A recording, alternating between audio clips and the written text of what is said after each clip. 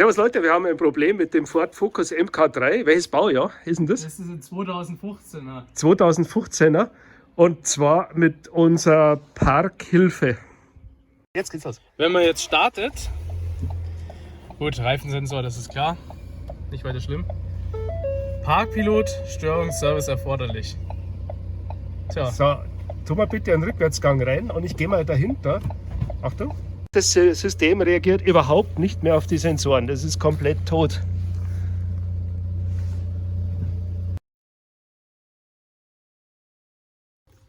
So, wie man sieht, sitzt dieser Hauptstecker normal an dieser Stelle. Das heißt, die Verkabelung liegt hier komplett offen und scheuert hier am Spritzgehäuse also am Radkasten praktisch.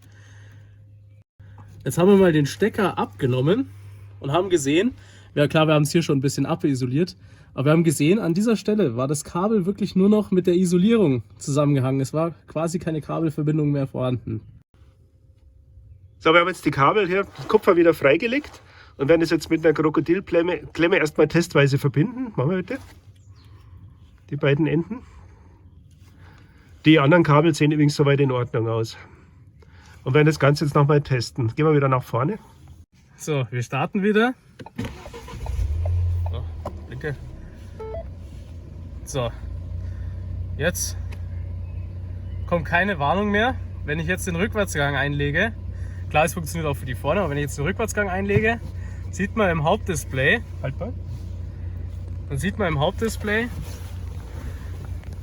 die Einparkhilfe funktioniert wieder.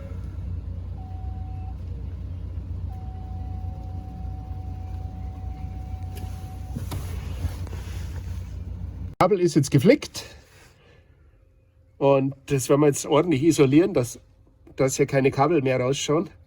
Und dann wird das wieder oben ordentlich befestigt, dass da auch nichts mehr scheuert.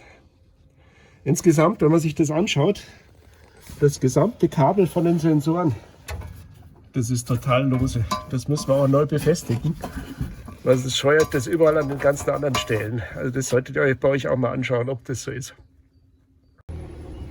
So, Freunde der leichten Unterhaltung, jetzt haben wir alles wieder ordnungsgemäß installiert.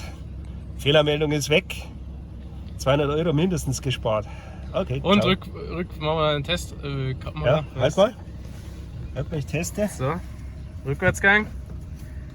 Und funktioniert wieder einwandfrei.